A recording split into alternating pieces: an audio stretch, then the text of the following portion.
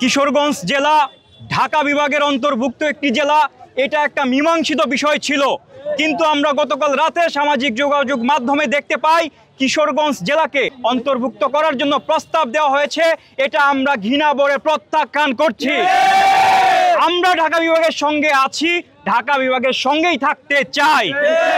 অন্যথায় যদি কোনো তালবাহানা করে কিশোরগঞ্জ জেলাকে নিয়ে, কিশোরগঞ্জবাসীকে নিয়ে আমরা এই প্রশাসনের এই যে প্রস্তাব তা প্রত্যাখ্যানের জন্য কঠোর আন্দোলন গড়ে তুলব।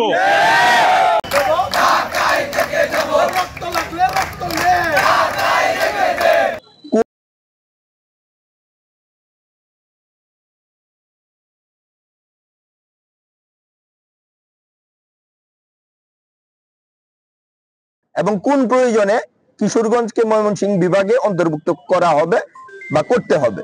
আমাদের কিশোরগঞ্জবাসীর পক্ষ থেকে আমার সবিনয় জিজ্ঞাসা, আগে কিশোরগঞ্জবাসীর কাছে এই বিষয়টি সুস্পষ্ট করুন। কিশোরগঞ্জবাসী সিদ্ধান্ত নেবে তারা কোন বিভাগে থাকবে, এটা সম্পূর্ণ কিশোরগঞ্জবাসীর সিদ্ধান্ত।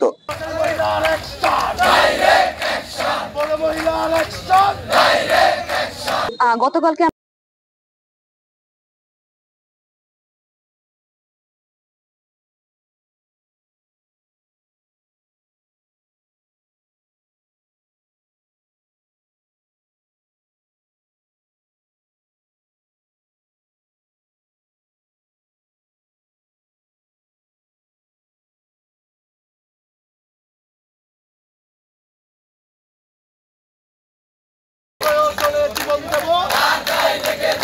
আমরা 30 লক্ষ কিশোরগঞ্জবাসীর পক্ষ থেকে প্রতিবাদ করতে এসেছি।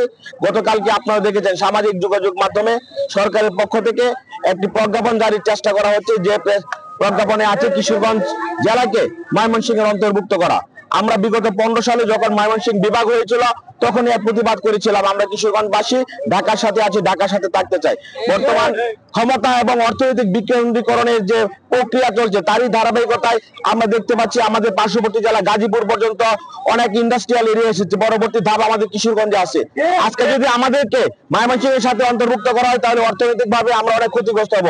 আমাদের কৃষি নির্ভর এবং শস্য নির্ভর, মৎস্য নির্ভর যে অর্থনীতি আছে, যে রাজস্ব আছে, তার ম্যাক্সিমাম অংশই অবহেলিত ময়মনসিংহের দিকে খরচ করা হবে।